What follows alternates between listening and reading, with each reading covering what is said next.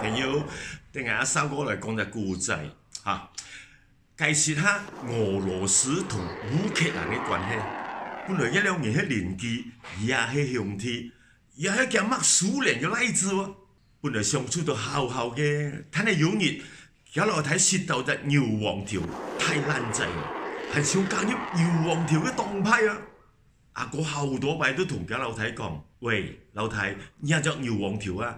就會開始嗌條阿媽一隻原來誒，睇你家老太唔相信，死都唔相信，唔單止唔相信啊，還同啲牛黃條啊一行一困啊，板條南疆啊，阿邦阿爹啊，爛椒打你嗱，由於有兩兄弟咧為咗多少財產咧，就牙羅搞到好臉爽，睇隻牛黃條咧就千幾拍貨收沙爹啦。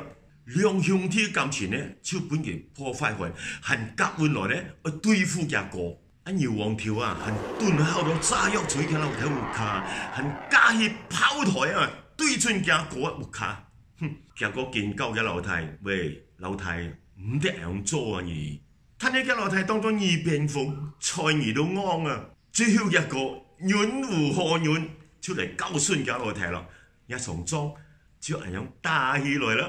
嚟講一個故仔呢，就係講俄羅斯捉喺一打烏克蘭，明白嘛？